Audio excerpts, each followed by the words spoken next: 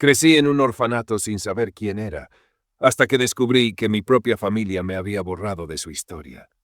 No recuerdo la cara de mis padres, ni una voz, ni un abrazo, ni siquiera una historia inventada para consolarme. Solo sé que, según los documentos, llegué al orfanato cuando tenía meses de nacido. Una trabajadora social escribió en un informe viejo que fui dejado en la puerta en una madrugada lluviosa, sin nombre, sin ropa marcada, sin nota. Solo yo. Crecí en ese lugar gris que olía siempre a desinfectante barato y sopa recalentada. Las paredes eran blancas, pero no del blanco limpio, sino ese blanco cansado que parece haber visto demasiadas historias tristes. Había muchos niños, pero la soledad igual se sentía. Porque uno aprende rápido algo cuando crece en un orfanato. No todos los abandonos duelen igual, pero todos dejan huella. Algunos niños lloraban mucho, otros se volvían agresivos, y algunos, como yo, simplemente se apagaban por dentro. Yo no era problemático, no gritaba, no peleaba, no pedía nada, solo observaba. Pasaba horas mirando por la ventana del segundo piso, viendo cómo la gente caminaba afuera con prisa, como si todos tuvieran un lugar al que pertenecían. Familias que discutían, parejas que reían, padres cargando niños en hombros. Me preguntaba si alguna vez alguien me había cargado así, pero nunca lo decía en voz alta. En el orfanato aprendí otra cosa importante. Mostrar emociones te hacía vulnerable. Los niños más grandes podían ser crueles. No siempre por maldad, a veces solo era dolor mal digerido. Burlas, empujones, silencios incómodos en la mesa. Así que desarrollé un hábito extraño para un niño. Me refugié en los libros. La biblioteca era pequeña, pero para mí era un universo entero. Libros viejos con páginas amarillas y nombres escritos a lápiz en las primeras hojas. Algunos donados por colegios, otros olvidados por voluntarios. Ahí descubrí algo que cambiaría mi vida sin que yo lo supiera: la lógica. Mientras otros jugaban fútbol en el patio, yo resolvía acertijos. Mientras discutían por juguetes, yo intentaba entender cómo funcionaban las cosas.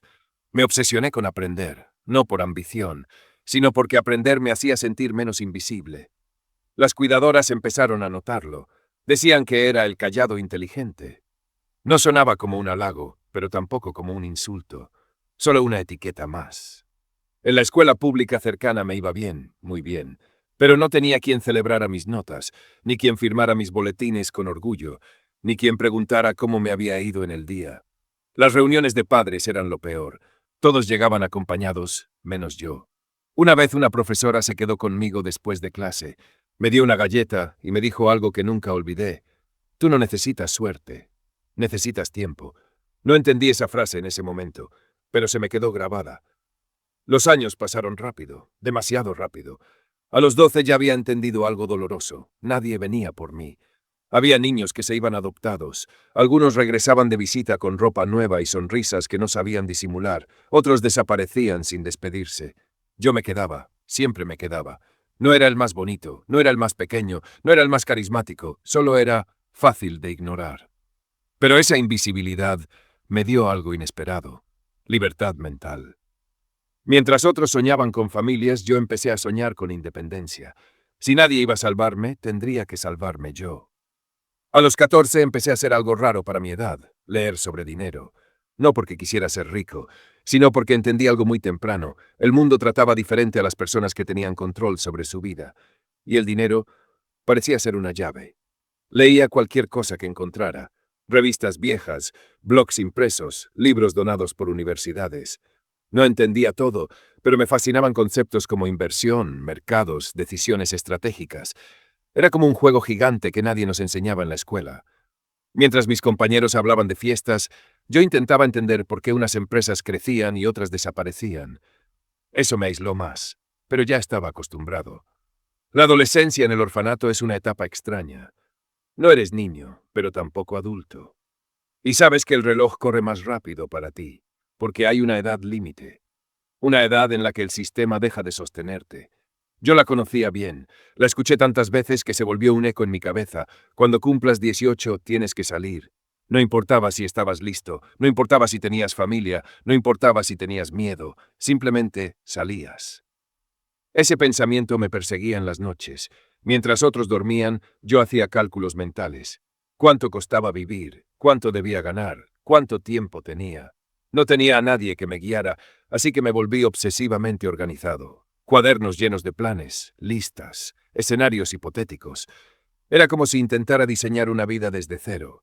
A los 16 tomé una decisión que cambiaría todo. Iba a entrar a la universidad, no porque fuera lo normal, sino porque era mi única salida real. Sabía que sin estudios, el mundo allá afuera podía devorarme. Estudié como si me fuera la vida en ello, porque en cierto modo era verdad. Mientras otros salían los fines de semana, yo resolvía exámenes viejos. Mientras escuchaban música, yo veía videos educativos en computadores lentos del orfanato. No era feliz, pero estaba enfocado. Y por primera vez, tenía dirección. El día que presenté el examen de admisión estaba solo, sin abrazo de buena suerte, sin fotos, sin nadie esperando afuera. Solo yo, sentado frente a un pupitre frío, con las manos sudando y la sensación de que todo mi futuro cabía en esas hojas.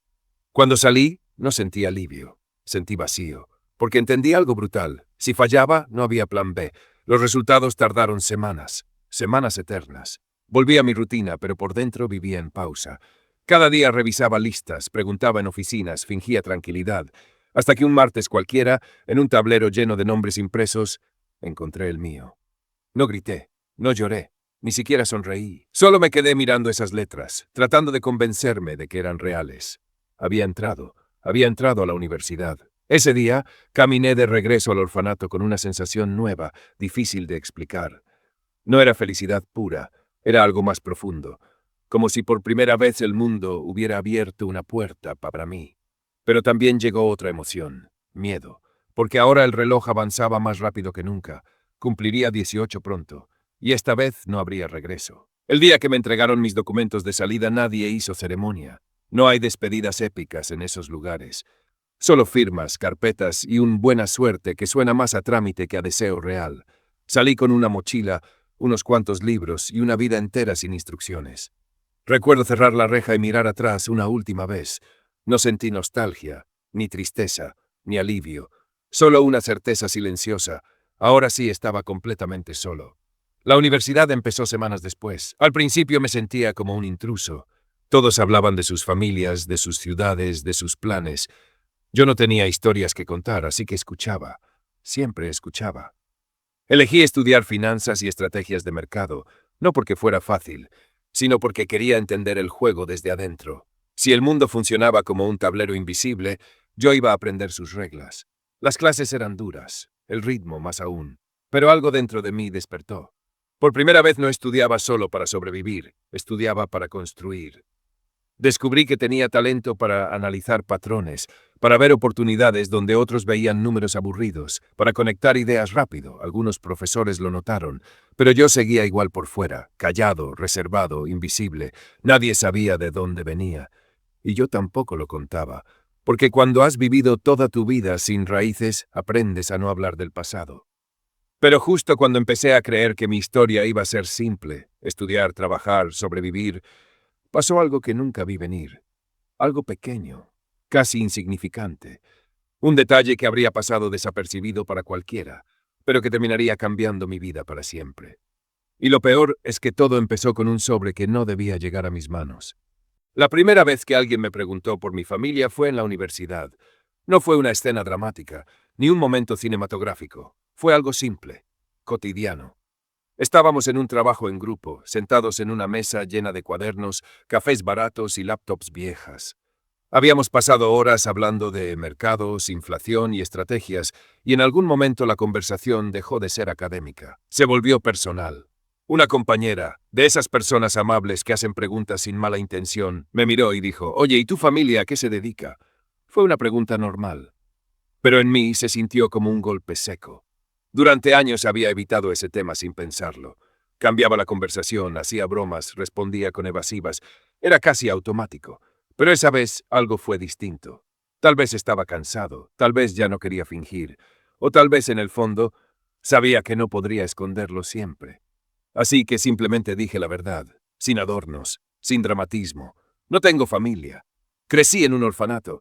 No hubo silencio inmediato. Primero hubo confusión, como si su mente intentara reorganizar lo que acababa de escuchar. Luego llegó esa expresión, esa mezcla incómoda entre pena y sorpresa. No dijo nada cruel, no hizo comentarios fuera de lugar, pero bajó la mirada. Y eso fue peor.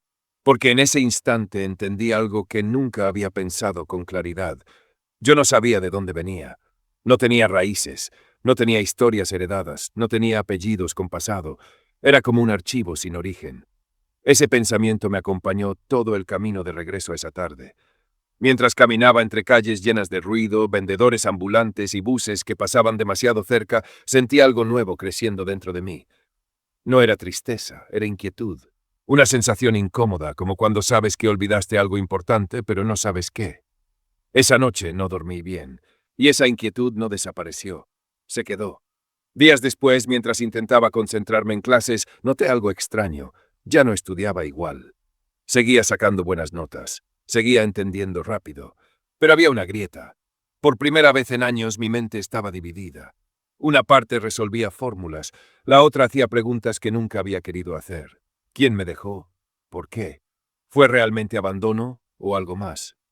Intenté ignorarlo. Me repetía que no importaba, que el pasado no cambiaba nada, que lo único real era el presente. Pero las preguntas tienen una forma extraña de crecer cuando las ignoras, y lo supe la noche que todo cambió. Fue una madrugada cualquiera, de esas donde el mundo parece en pausa. El orfanato estaba en silencio, salvo por el zumbido lejano de un ventilador viejo y el eco ocasional de una puerta mal cerrada. Me levanté sin pensarlo demasiado. No tenía un plan claro, solo una sensación. Caminé por los pasillos oscuros que conocía de memoria. Las luces nocturnas pintaban sombras largas en las paredes y el lugar se sentía diferente, más antiguo, más frío. Bajé unas escaleras que casi nunca usábamos y llegué a una puerta que siempre había estado ahí.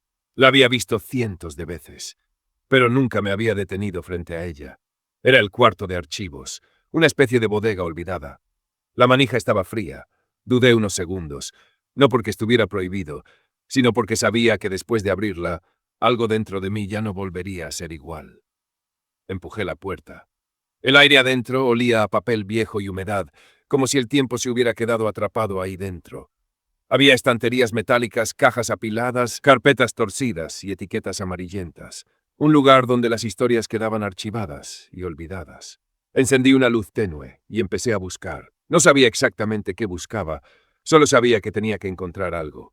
Revisé cajas durante lo que se sintieron horas, expedientes de niños que ya no estaban, carpetas con nombres que apenas recordaba, papeles que nadie había tocado en años, hasta que lo encontré. Mi nombre. Escrito en una carpeta simple, sin nada especial. La tomé con cuidado, como si pesara más de lo que debía. La abrí y leí, página tras página, datos básicos, fechas, protocolos, todo frío, todo administrativo. Padres desconocidos, hallado en vía pública, registros sin antecedentes, nada inesperado, nada revelador, nada. Sentí un vacío extraño. No era decepción, era más bien esa sensación de haber esperado demasiado. Estaba a punto de cerrar la carpeta cuando algo llamó mi atención. Un sobre, viejo, arrugado, casi pegado al fondo, como si alguien lo hubiera guardado sin intención de que volviera a verse. No estaba etiquetado, no estaba sellado correctamente, parecía olvidado. Mi corazón empezó a latir más rápido. Miré la puerta. Escuché el silencio. Todo seguía igual. Tomé el sobre. Por alguna razón no lo abrí ahí mismo. Algo dentro de mí dijo que no era el momento. Así que hice algo casi instintivo. Volví a ordenar todo exactamente como estaba. Cerré la carpeta, la devolví a su lugar y guardé el sobre. Como si nunca hubiera estado ahí. Salí del cuarto con el corazón acelerado. Esa noche casi no dormí, pero lo más extraño vino después. Los días siguientes siguieron con normalidad.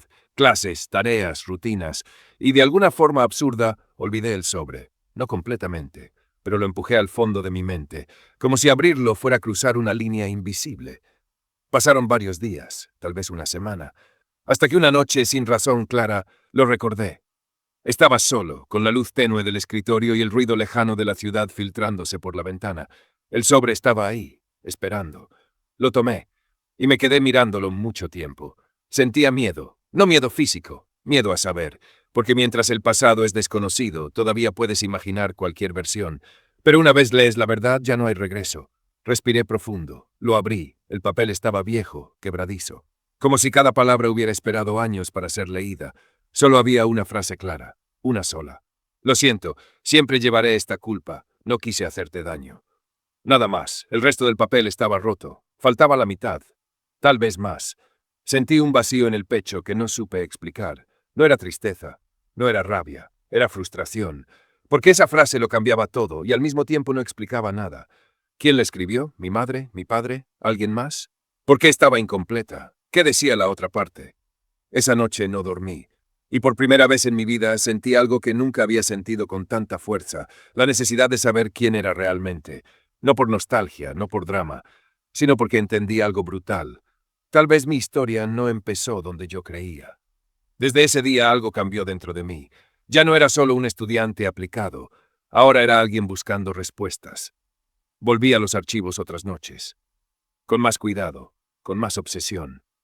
Revisé documentos antiguos, registros borrosos, papeles firmados por personas que ya no trabajaban ahí, y entre nombres repetidos y firmas ilegibles encontré algo, un detalle mínimo, casi invisible, un nombre, una enfermera, la persona que había firmado los trámites de mi registro inicial. No era mucho, pero era algo.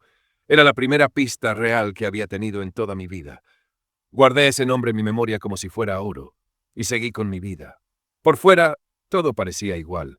Seguía siendo buen estudiante, seguía destacando en clases, seguía avanzando, pero por dentro algo ya no estaba en calma. Vivía en dos realidades, una donde construía mi futuro y otra donde intentaba reconstruir mi pasado. El tiempo siguió avanzando. Cumplí la mayoría de edad. El día que me despedí del orfanato fue silencioso, como había imaginado, sin despedidas dramáticas, sin abrazos largos, solo un cierre discreto, como si el lugar estuviera acostumbrado a ver historias irse sin mirar atrás. Salí con una maleta pequeña y una pregunta enorme. Conseguí un trabajo poco después. Nada elegante, nada soñado, pero suficiente. Lo justo para pagar un cuarto modesto, comida sencilla y seguir estudiando. Por primera vez tenía independencia real, mi propio espacio, mis propias decisiones, mi propio silencio. Pero incluso en medio de esa nueva libertad, había algo que no se fue conmigo. Ese nombre, el de la enfermera. Se quedó clavado en mi mente como una espina invisible. Podía estar en clase, en el trabajo, caminando por la calle, y de repente volvía. Ese nombre, siempre ese nombre, como si mi pasado estuviera susurrando desde algún lugar que todavía no podía ver, y en el fondo sabía algo que aún no quería admitir. Ese nombre. No era el final de la historia, era el comienzo. Terminé la universidad con honores. No hubo fiesta, no hubo celebración. Solo una ceremonia breve, un diploma en mis manos y la sensación extraña de haber llegado lejos sin tener con quién compartirlo. Mientras otros se tomaban fotos con sus familias, yo guardé el diploma en una carpeta simple y me fui caminando, como siempre. Mi vida siguió. Conseguí mejores trabajos, cambié varias veces, algunos más estables, otros mejor pagados. Pasé por oficinas pequeñas, empresas medianas, ambientes donde la gente hablaba de metas, viajes y planes a largo plazo. Yo escuchaba, siempre escuchaba. Por fuera parecía que todo iba bien. Tenía ingresos, independencia, estabilidad creciente. Pero mi vida social seguía siendo la misma, cerrada, limitada, distante. Nunca fui antisocial, pero había algo en mí que me mantenía al margen. Como si siempre estuviera observando el mundo desde afuera, sin terminar de pertenecer. No hacía planes los fines de semana. No tenía círculos cercanos, no contaba historias personales. Y en el fondo sabía por qué. Porque cuando no tienes pasado es difícil construir vínculos profundos. Pero lo más extraño era que incluso cuando mi vida avanzaba, algo seguía detenido dentro de mí. Ese nombre, el de la enfermera, volvía cada noche, sin falta. Podía estar cansado, distraído o enfocado en cualquier cosa, y aún así aparecía, como un eco persistente. Durante años intenté ignorarlo, hasta que un día dejé de hacerlo. Fue una decisión silenciosa, sin dramatismo. Simplemente desperté con una idea clara, iba a encontrarla. No sabía cómo, no sabía cuánto tardaría, pero lo iba a hacer. Empecé de forma simple. Directorios antiguos, archivos digitales viejos, registros públicos que parecían olvidados por el tiempo. Pasaba noches enteras navegando páginas lentas, bases de datos mal organizadas, documentos escaneados con calidad pésima. Al principio no encontré nada, solo coincidencias vagas, nombres parecidos, personas que no tenían relación, pero seguí. Algo dentro de mí ya no podía detenerse. Dormía poco, trabajaba normal, funcionaba en automático, como si tuviera una doble vida. De día era profesional, eficiente, enfocado. De noche me convertía en investigador. Revisaba foros antiguos, registros de hospitales, listas de empleados retirados. Y un día pasó. Lo encontré. Nombre y apellido, exactos. No similares, exactos. Sentí algo en el pecho que nunca había sentido. No era emoción pura, era una mezcla entre adrenalina y vértigo, como si estuviera a punto de cruzar una puerta que había estado cerrada toda mi vida. Pero la información estaba incompleta, no había dirección clara, ni teléfono actualizado, solo rastros. Así que hice algo que jamás imaginé hacer. Salí a buscar en el mundo real. Empecé por el hospital donde nací. El lugar seguía en pie, aunque más moderno. Algunas áreas remodeladas, otras igual de frías que en mis recuerdos imaginados. Entrar ahí fue extraño. No tenía memorias conscientes, pero algo en mi cuerpo reaccionó, como si reconociera el lugar sin haber estado nunca. Caminé por los pasillos con calma, observando, escuchando conversaciones, leyendo placas en las paredes. Pregunté con cuidado, sin levantar sospechas, como alguien buscando datos para un proyecto cualquiera. Al principio nadie sabía nada. Pero los hospitales tienen algo curioso: la memoria humana. Siempre hay alguien que lleva décadas, personas que han visto generaciones pasar, y eventualmente encontré algunas. Enfermeras mayores, personal administrativo antiguo, gente que hablaba con pausas largas y miradas nostálgicas. Algunos recordaban vagamente ese apellido, otros dudaban. Pero cada conversación me daba una pieza más. Un comentario aquí, una pista allá. Días se convirtieron en semanas, y yo seguía, sin descuidar el trabajo, sin contarle a nadie, viviendo como si nada pasara mientras por dentro reconstruía un rompecabezas invisible, hasta que finalmente obtuve algo real, una ubicación, no exacta, pero cercana, un barrio específico. Recuerdo quedarme mirando ese papel durante mucho tiempo, porque saber dónde buscar hacía que todo fuera real. Esa noche casi no dormí, no por emoción, por miedo. Porque encontrar respuestas también significa perder excusas, y yo ya no tendría cómo esconderme del pasado. Fui días después. No quería ir impulsivamente, necesitaba estar tranquilo. El barrio era sencillo, calles normales, casas sin pretensiones, negocios pequeños en las esquinas, nada extraordinario. Eso me desconcertó. Siempre imaginé que mis respuestas estarían en lugares dramáticos, oscuros, complejos. Pero no, era un lugar común, eso lo hacía más real. Caminé despacio hasta la dirección. La casa era modesta, pintura desgastada, plantas en la entrada, una ventana con cortinas claras, nada intimidante. Pero para mí, era el lugar más difícil en el que había estado. Me quedé unos minutos afuera, pensando, respirando, dudando, porque tocar esa puerta significaba cambiar algo que llevaba años intacto. Finalmente toqué, pasos dentro. La puerta se abrió, y ahí estaba. Una mujer mayor, cabello entre gris y oscuro, mirada cansada pero firme. No parecía alguien misterioso, solo una persona común viviendo su vida. Me miró confundida.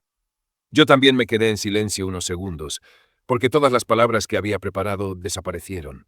No sabía cómo empezar, así que dije lo único honesto: creo que usted me ayudó a llegar al mundo, y no sabe quién soy.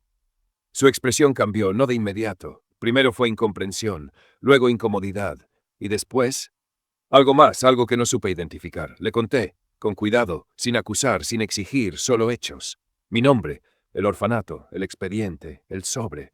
Mientras hablaba, su rostro se tensaba, no dijo mucho, solo escuchó. Y cuando terminé, pasó algo que no esperaba, se puso pálida, retrocedió un paso y cerró la puerta, sin gritos, sin insultos, sin explicaciones, solo la cerró. Me quedé ahí, inmóvil, no sentí rabia ni tristeza, sentí vacío, pero antes de irme hice algo impulsivo. Saqué un papel, escribí mi número, y lo deslicé por debajo de la puerta, sin saber si lo leería, sin saber si importaba. Me fui caminando lento, con la sensación de haber llegado muy lejos para quedarme otra vez sin respuestas. Pasaron días, luego semanas, nada. Pensé que ahí terminaba todo, que había ido demasiado lejos, que había tocado una puerta que debía permanecer cerrada. Y poco a poco intenté volver a la normalidad.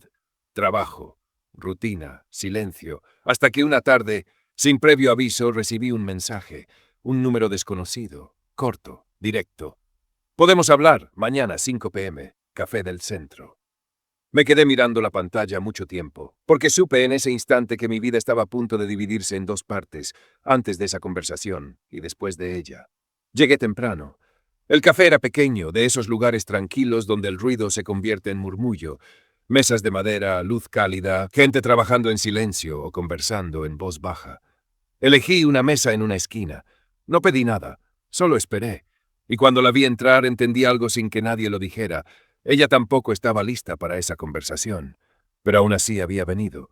Y en ese momento supe que dijera lo que dijera, todo estaba a punto de empezar. Esa reunión fue incómoda desde el primer segundo, no por el lugar, no por el café, sino por el peso invisible que había entre nosotros.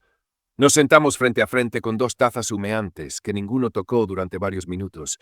El murmullo del lugar seguía igual, como si el mundo no supiera que, en esa mesa, algo importante estaba a punto de romperse. Fue ella quien habló primero. Su voz era más baja que cuando la vi en su casa.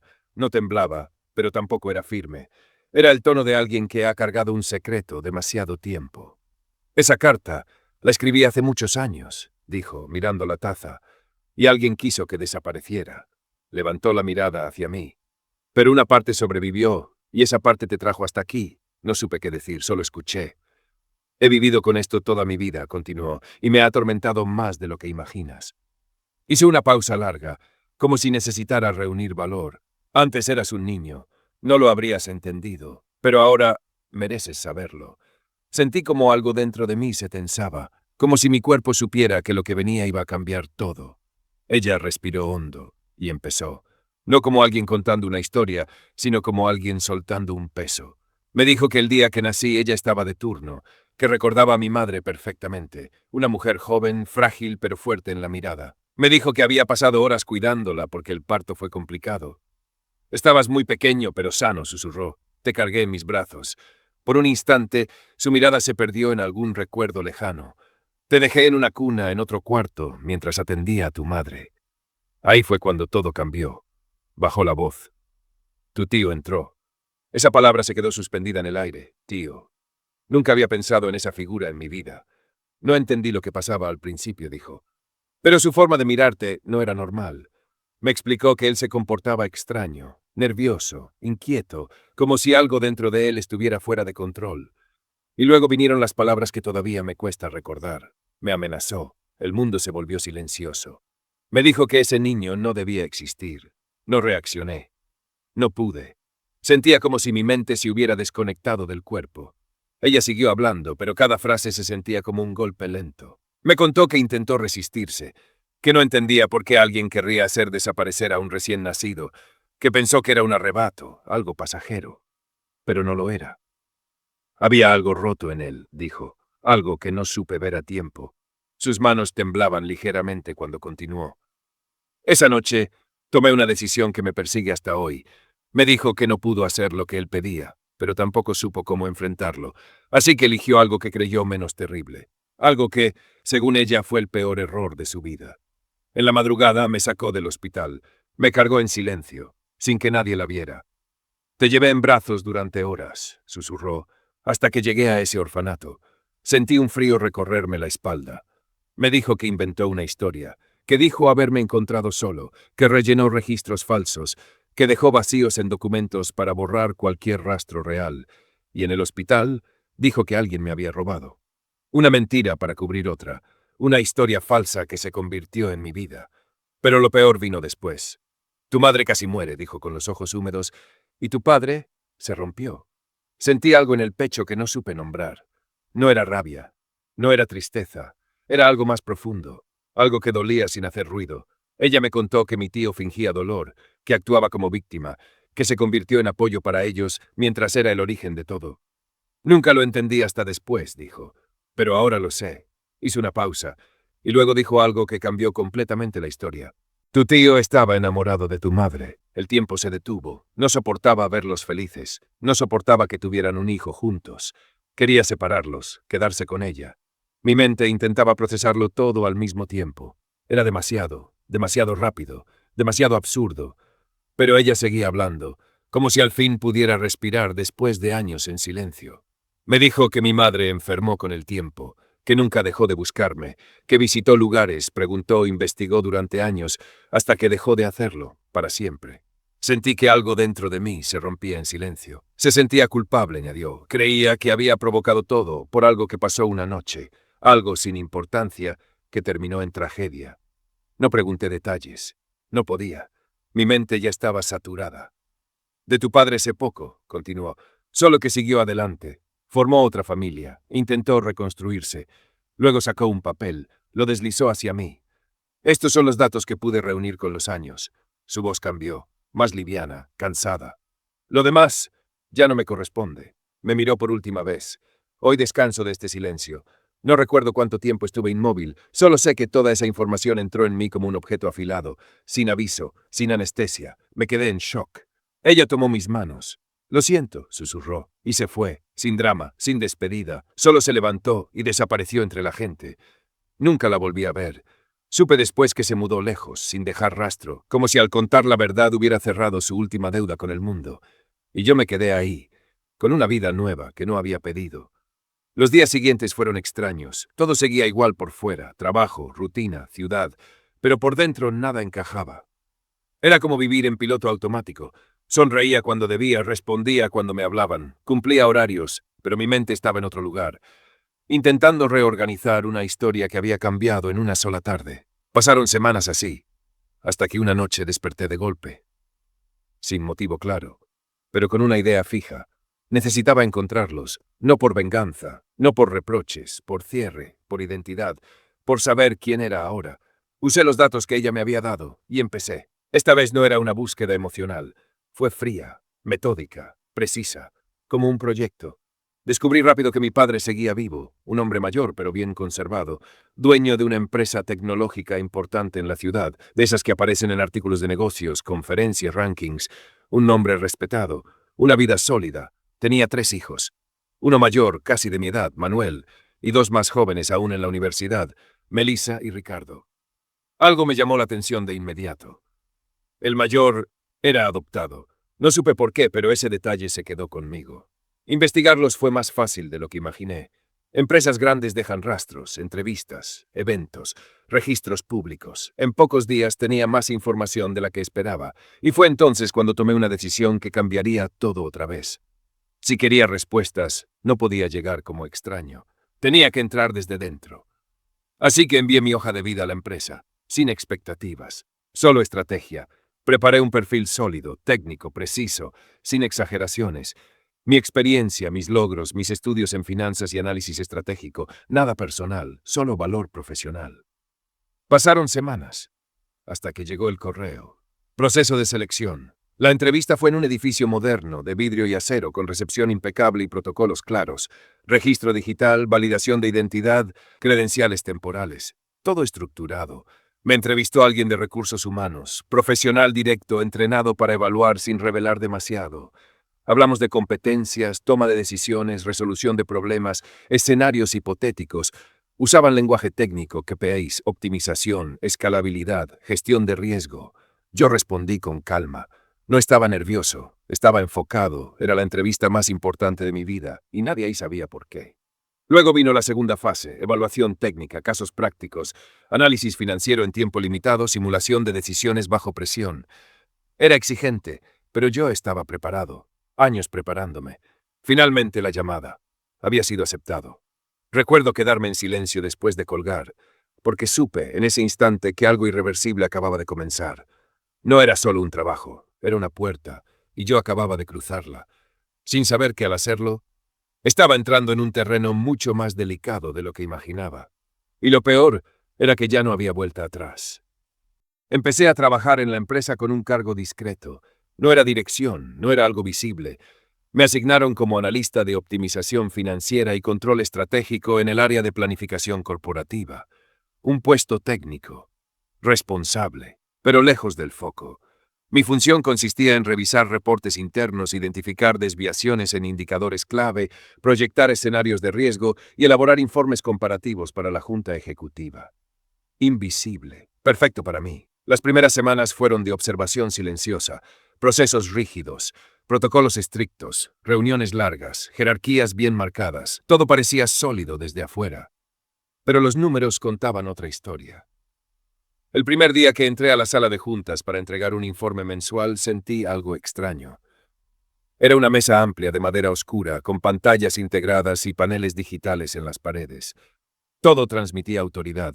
Coloqué los informes impresos en cada asiento, y entonces comenzaron a entrar, primero ejecutivos de nivel medio, después directores de área, y luego él, Manuel, mi hermano, o hermanastro. Vestía impecable, traje ajustado, reloj costoso, postura firme, Caminaba con la seguridad de alguien que nunca ha dudado de su lugar en el mundo. Era el director de expansión y desarrollo corporativo, el líder visible de los proyectos estratégicos. Se sentó en la cabecera derecha de la mesa. Su mirada era fría, calculadora. No me reconoció como nada más que un empleado. Después entró mi padre. Caminaba recto, sin perder elegancia. El tiempo había pasado, pero su presencia imponía respeto natural. No era ostentoso, era sobrio. Se sentó en el centro, y entonces ocurrió algo que no esperaba. Me miró. No fue una mirada casual, fue prolongada, como si estuviera intentando descifrar algo. Sentí una presión en el pecho, algo veía en mí, algo familiar. Me incomodé. Bajé la mirada y salí de la sala. Pero antes de cerrar la puerta noté algo más. Manuel me observaba, no con curiosidad, con desprecio. Esa fue la primera señal. Los números no mentían. Desde mi puesto empecé a analizar datos históricos, balances, flujos de caja, inversiones de capital, desviaciones presupuestales. Descubrí algo preocupante. La empresa había reducido su productividad en los últimos años. No de forma evidente. Era sutil, como una fuga pequeña en un barco grande. No se veía desde cubierta, pero existía. Había decisiones de inversión mal estructuradas, proyectos inflados en proyección y débiles en ejecución, fondos reasignados sin justificación técnica sólida. Nada ilegal, pero sí imprudente. Y casi todas esas decisiones tenían una firma común. Manuel. Mientras tanto, yo llevaba tiempo desarrollando algo que nadie sabía. Desde mi pequeño apartamento había creado una empresa propia. Comenzó como un proyecto paralelo, un modelo de inversión estratégica en sectores emergentes, aplicando análisis predictivo, diversificación controlada y gestión de riesgo por capas. Sin darme cuenta, creció rápido, muy rápido. Tuve que contratar una firma externa para manejar operaciones administrativas. A veces visitaba las oficinas, veía los resultados, los números, los reportes de crecimiento exponencial, pero no me emocionaban los ingresos. Me emocionaba el control, el cambio, la sensación de haber construido algo desde cero. El diagnóstico era claro. Con el tiempo confirmé algo que me inquietó profundamente. Si la empresa de mi padre no corregía ciertas estructuras, en pocos años entraría en una crisis severa. No quiebra inmediata, pero sí deterioro irreversible. Y ahí apareció el verdadero conflicto. Manuel notó mis informes, notó mis análisis. Se dio cuenta de que entendía cosas que otros pasaban por alto. Empezó a pedirme revisiones técnicas informales, ajustes, proyecciones, optimización de márgenes, y luego en las reuniones presentaba esas mejoras como propias. La junta quedaba impresionada. Mi padre también. Lo miraba con orgullo. Yo permanecía en segundo plano, invisible. Pero entendí algo más grave. Manuel no solo tomaba crédito, estaba manipulando inversiones, desviaba capital hacia proyectos que favorecían alianzas personales, inflaba presupuestos, aceleraba contratos con sobrecostos estratégicamente ocultos. No era torpe, era calculador, y mis mejoras estaban tapando los agujeros que él mismo creaba. Lo estaba ayudando, sin querer. El dilema, me pregunté muchas veces, ¿por qué me importa? No buscaba una familia. No necesitaba reconocimiento, no tenía obligación emocional, pero cada vez que veía a mi padre salir tarde de la oficina, cansado, pensativo, algo dentro de mí se movía. Nunca lo tuve. Nunca compartí una mesa con él, nunca escuché un consejo suyo, y aún así, a veces soñaba con escenas que jamás existieron, conversaciones simples, risas, momentos que no viví, y eso me confundía. La decisión más arriesgada. Mi empresa ya no era pequeña. Había crecido más de lo esperado. Tenía junta directiva, consejo financiero, auditores externos. Cuando propuse invertir en la empresa de mi padre, casi todos se opusieron. Los análisis eran claros. Empresa sólida en reputación, pero en declive estructural, dijeron. Riesgo alto de deterioro financiero a mediano plazo. No recomendable comprometer capital mayoritario. Pero yo veía brechas solucionables, ineficiencias corregibles, estructuras reordenables. No pensaba con total claridad. Estaba arriesgando años de trabajo, pero tenía una corazonada técnica y emocional. Así que lo hice. Diseñé una estructura de inversión blindada, cláusulas de auditoría permanente, supervisión independiente de flujos de capital, mecanismos antifraude, control cruzado de decisiones estratégicas, derechos de intervención en proyectos con desviación superior al 3%, todo documentado con precisión legal y financiera. Era casi imposible manipular recursos bajo ese modelo. Eso no le gustó a Manuel. Perdió margen de maniobra, perdió control. Y lo notó. La guerra silenciosa comenzó una tensión interna, no abierta, pero constante. Yo impulsaba eficiencia. Él impulsaba expansión agresiva. Yo exigía auditorías. Él hablaba de confianza directiva. Mis cambios aumentaban rentabilidad real. Sus proyectos dependían de flujos opacos. Empezó a sospechar, investigó, preguntó y llegó hasta mí. Para él, yo era un empleado insignificante que estaba interfiriendo en sus planes. No sabía que la inversión provenía indirectamente de mí. Intentó desacreditarme. Comentó ante la Junta que mis modelos eran excesivamente conservadores, que mis controles ralentizaban el crecimiento, que yo no entendía la visión a largo plazo. Incluso habló mal de mí ante mis otros hermanos que recién ingresaban como practicantes. Construía una narrativa. Yo era el obstáculo. Él era el líder visionario. Mi padre dudaba, se notaba. Estaba dividido entre resultados tangibles y la lealtad hacia el hijo que había criado. Fue entonces cuando entendí algo inquietante. No estaba en una empresa.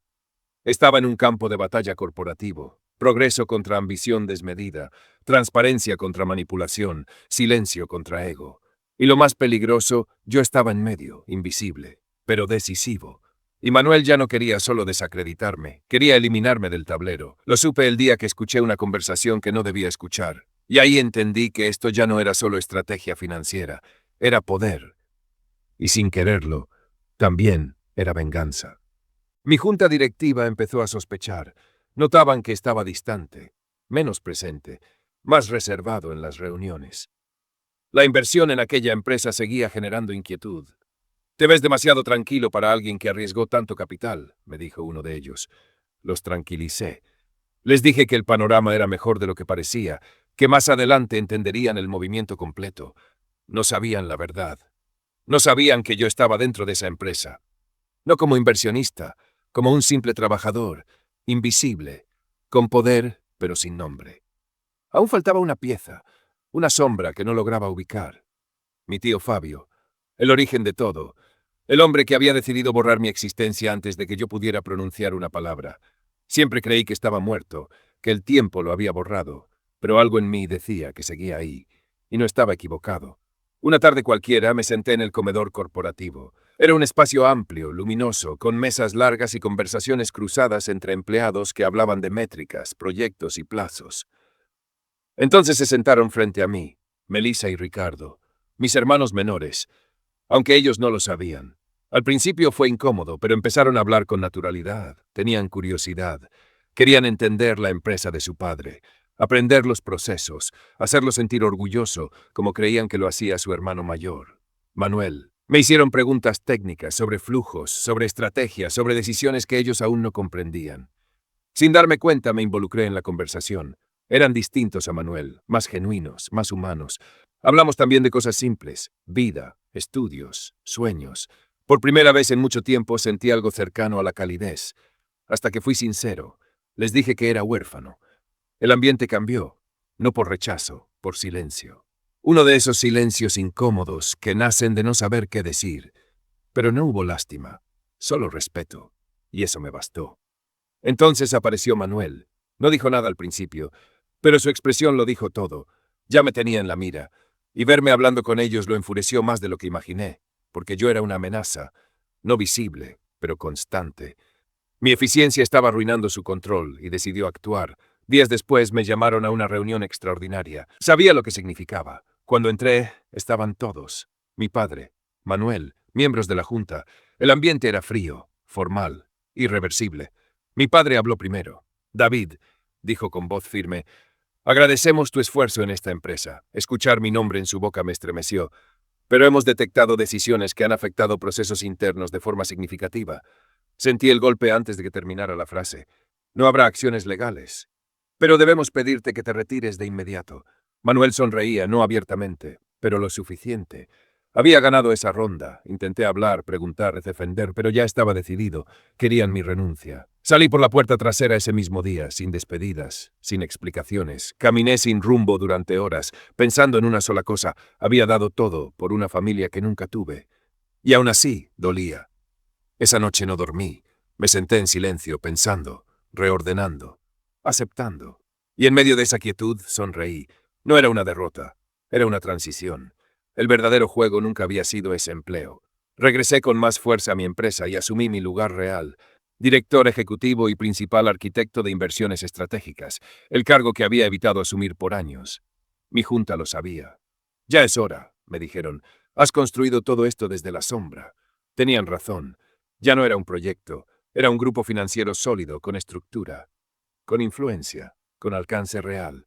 Y ahora yo estaba al timón. Mi inversión en la empresa de mi padre seguía protegida, blindada. Auditorías activas, cláusulas antifraude, control cruzado. Manuel no podía tocarla, pero seguía dañando otros procesos internos. Jugaba su propio juego, y yo el mío. Desde afuera, con paciencia, incrementé participación accionaria de forma progresiva, sin ruido, sin anuncios, comprando cuando el mercado dudaba, absorbiendo cuando otros se retiraban. Hasta que, sin que casi nadie lo notara, me convertí en el accionista mayoritario indirecto. Manuel lo sentía, no lo entendía, pero lo intuía. Y eso lo desesperaba. Una tarde recibí una llamada. Número desconocido. Contesté. Era él, mi padre. Joel quería hablar conmigo. Acepté. Nos vimos en un lugar tranquilo, una cafetería discreta. Llegué y ya estaba ahí. Erguido, sereno, elegante, como siempre. Me senté frente a él. Me miró igual que aquella primera vez. ¿Nos habíamos visto antes?, preguntó. Me resultas familiar. El corazón me golpeó fuerte, pero mantuve la calma. Dije que no. Fue directo al punto. Tu desempeño era bueno. ¿Qué pasó? Esa pregunta me quebró por dentro. Si decía la verdad, destruía todo el plan. Si mentía, perdía algo que no sabía nombrar. Elegí el silencio disfrazado de humildad. Hay errores que uno no sabe manejar, dije. Me enfoqué demasiado en los procesos. Él asintió lentamente. Mi hijo hace bien su trabajo, respondió. Aún necesita guía, pero confío en él. Luego dijo algo que todavía recuerdo palabra por palabra. Me decepcionaste. Esperaba más de ti. Se levantó, pagó su café y se fue. Me quedé ahí, intentando digerir el peso de esas palabras. Pero en medio del dolor entendí algo importante. Era un hombre íntegro, un padre protector. El enemigo no era él, era otro. Y eso cambió todo. Ya no quería venganza, quería equilibrio. Decidí no dejar caer su empresa. Aunque él no supiera quién era yo, intensifiqué operaciones desde mi grupo financiero, recomendaciones técnicas a la junta, intervenciones indirectas, ajustes estructurales. Mientras Manuel dañaba procesos, yo absorbía el impacto. Era una guerra silenciosa, que solo uno de los dos entendía completamente.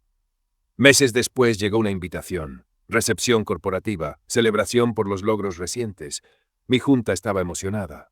Nadie creía que esa inversión funcionaría, me dijeron. Esto es histórico. Pero había algo que no sabían.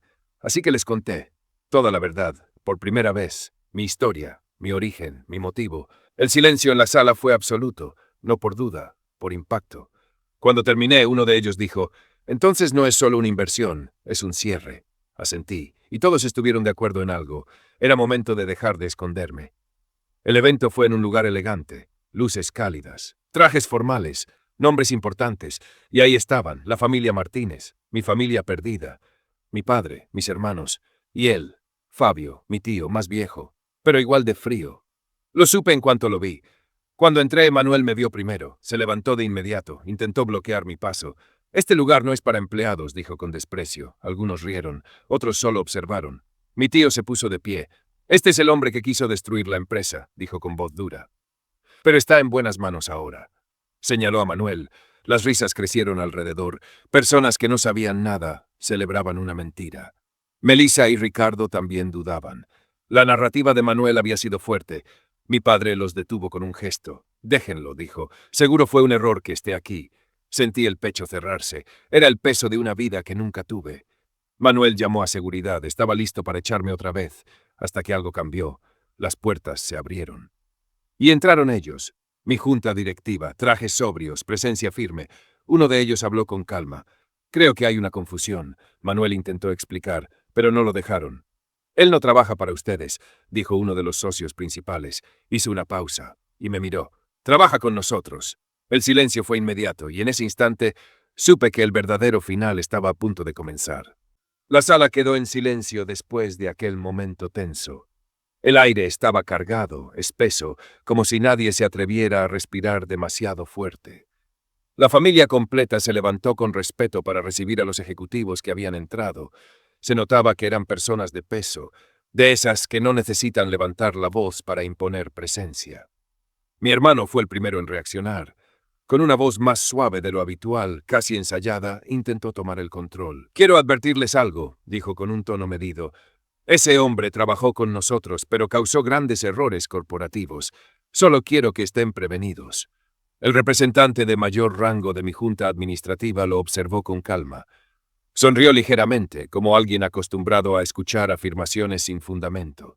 «Entendemos su preocupación», respondió con elegancia, «pero en nuestra organización su desempeño ha sido excepcional.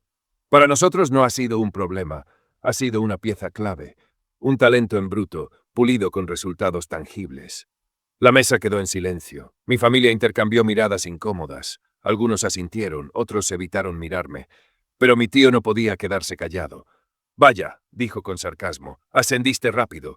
Bonito traje para alguien que empezó desde abajo». Antes de que pudiera seguir, el jefe de mi equipo intervino con una sonrisa cordial. «No nos fijemos en lo superficial. Estamos aquí para celebrar logros, no para discutir apariencias». Sus palabras fueron suaves, pero firmes. El mensaje quedó claro. Nos sentamos, ellos en su mesa, nosotros en la nuestra. Aún así, los murmullos no cesaban. Sentía las miradas, las risas contenidas, las conversaciones en voz baja. Era una incomodidad que no pesaba en el cuerpo, sino en el alma. Tomé una copa, respiré profundo y brindé con mi equipo. «Por lo que viene», dije. Uno de ellos sonrió y murmuró entre nosotros. «Si supieran el peso que tienen enfrente, no estarían riendo». No era arrogancia, era certeza. La noche continuó entre conversaciones diplomáticas, saludos formales y sonrisas que no siempre eran sinceras. Pero yo mantuve la frente en alto. Por primera vez en mucho tiempo no sentía miedo. Al día siguiente me reuní con mi equipo en privado. Sus rostros eran serios. «Investigamos a tu tío», dijo uno de ellos. Me quedé en silencio. Cada palabra que siguió fue como reconstruir un rompecabezas doloroso. Mi tío había sido el arquitecto de todo. Cuando su plan inicial fracasó, convenció a mis padres de adoptar otro niño. Quería reemplazarme. Pero ese vacío nunca se llenó. Mi madre no dejó de buscarme, hasta el final. Mi padre se refugió en el trabajo, y mi tío se convirtió en la sombra detrás de todo. Alimentó el resentimiento de mi hermano mayor. Lo moldeó con su propia amargura. Le enseñó a ver el mundo como una lucha de poder. Así comenzó el plan para quedarse con la empresa. Escuchar eso me dejó en silencio. No sentía rabia, sentía claridad. Esa noche nos quedamos trabajando hasta tarde, diseñando un plan definitivo, no por venganza, por justicia. Días después, mi junta administrativa convocó una reunión extraordinaria. Querían presentar oficialmente al dueño de la empresa ante todos los socios estratégicos. La invitación fue enviada a todos los cargos relevantes, incluyendo a mi familia. La sala era amplia, moderna, con ventanales enormes y una mesa que parecía interminable. Carpetas ordenadas, pantallas listas, asistentes coordinando cada detalle. Mi mano derecha abrió la reunión. «Nuestro director está en camino. Mientras llega, iniciaremos con los reportes de avance». Se dio la palabra al director de cumplimiento corporativo, quien presentó protocolos de seguimiento, matrices de riesgo y auditorías cruzadas. El lenguaje era técnico, preciso. Noté el cambio en los rostros de mi tío y mi hermano. La seguridad que llevaban puesta empezó a resquebrajarse. Luego habló el director de auditoría estratégica. «Hemos identificado inconsistencias en reportes históricos», dijo con firmeza, «brechas financieras, desvíos operativos y manipulación de indicadores clave». Mi hermano intervino de inmediato, nervioso. «Eso ya fue solucionado. Fue causado por un empleado anterior. Ya no está con nosotros». Mi padre lo miró con seriedad. «Quiero ver ese informe completo». El ejecutivo continuó. «La investigación incluye trazabilidad histórica. Las irregularidades existen desde hace años. Y de hecho, durante el periodo en que ese empleado estuvo activo, los indicadores mejoraron». La sala se tensó. Tras su salida, añadió, una entidad inversionista externa absorbió las pérdidas y estabilizó los procesos. Mi padre se levantó lentamente, confundido. «No entiendo nada». El silencio se volvió absoluto. Mi mano derecha se puso de pie. «Señores, nuestro director ha llegado. Yo estaba observando todo desde una sala contigua, esperando el momento exacto. Tomé el informe. Caminé despacio. Abrí la puerta. Entré con calma, con el rostro parcialmente cubierto por el documento. Me senté en la silla principal. Pasé las páginas lentamente. La autoridad no se grita, se siente. Levanté la mirada. Y dejé caer el informe. La sala quedó congelada. Era yo. El silencio fue tan profundo que parecía irreal. Mi padre fue el primero en hablar. Quiero una explicación. Respiré profundo. Soy el director general de esta firma de inversiones. La confusión se convirtió en caos silencioso. Mi hermano y mi tío palidecieron. Intentaron protestar, pero yo continué, sereno. No iba a invertir sin conocer la verdad. Necesitaba saber en qué terreno estaba entrando. Me dirigí a mi padre. Perdón por no ser honesto antes, pero la empresa ya tenía fracturas. Solo estaban ocultas. Le entregué el informe. 2 nombres estaban resaltados. Mi hermano, mi tío. Los intentos por salir fueron inútiles. Nadie podía abandonar la sala. Mi padre bajó la mirada. Explíquenme. Ellos negaron todo. Yo hablé con calma. El informe tiene trazabilidad completa. Cada brecha deja huellas. La sala entera los miró. Entonces mi padre preguntó, ¿por qué? Respiré hondo. Es una historia larga, pero merecen saberla. Y lo conté todo. Mi origen, el abandono, la búsqueda, la verdad. Nadie habló, nadie se movió. Era como si el tiempo se hubiera detenido. Mi padre se levantó lentamente, con los ojos llenos de lágrimas. Dijo mi antiguo nombre. Un nombre que desconocía desde niño. El nombre que mis padres habían escogido con tanto amor. Ricardo, el nombre que llevaba mi hermano menor. ¿Eres tú? No pude contenerme. Lloré. Mis hermanos se pusieron de pie. El hermano que creíamos perdido, nos abrazamos. Fue un abrazo torpe, real, imperfecto, pero sincero. Mi padre me sostuvo como si quisiera recuperar todos los años perdidos en un solo instante. Se giró hacia mi tío, con una rabia contenida. Por tu culpa ella murió. Lo detuve. Déjalo. Ya no importa. Hoy estamos aquí. Los oficiales hicieron su trabajo. Todo terminó sin gritos, sin espectáculo, solo con verdad, un nuevo comienzo. Después de eso, el ambiente cambió. Los equipos se mezclaron, las barreras desaparecieron. Donde había tensión, empezó a haber humanidad. Abracé a mi hermano menor, besé la frente de mi hermana. Mi padre sacó un retrato antiguo. Era mi madre. Dentro había una carta. La guardó para ti, dijo. Nunca dejó de creer que volverías. Leí sus palabras. Supe que ese momento estaba destinado a llegar. Eran instantes que ella había guardado para mí, susurros de amor que sobrevivieron al tiempo y que me mostraban que su amor había resistido hasta el último latido. Y me rompí. Mi padre me abrazó. Luego mis hermanos. Por primera vez en mi vida no me sentí solo. Con el tiempo, ambas empresas se fusionaron estratégicamente, no como un movimiento financiero, sino como un puente entre 2 historias rotas. Mi padre se retiró parcialmente, dedicando más tiempo a reconstruir la familia. Yo no tomé el control absoluto, lo compartí, porque por primera vez no quería poder, quería pertenecer. Mis hermanos crecieron, no solo como profesionales, sino como personas. La empresa se fortaleció, más transparente que nunca. Y yo entendí algo que el dinero nunca pudo enseñarme, que el poder no llena vacíos, que el éxito no reemplaza abrazos, que toda mi vida había buscado algo que no estaba en cuentas ni contratos, una familia. Y al final no había ganado una empresa, había recuperado una familia, la que siempre soñé, la que creí imposible, la que al final siempre fue mía. Si llegaste hasta aquí, gracias por acompañar esta historia. Hay relatos que no solo se cuentan, se sienten, y todavía quedan muchos por descubrir.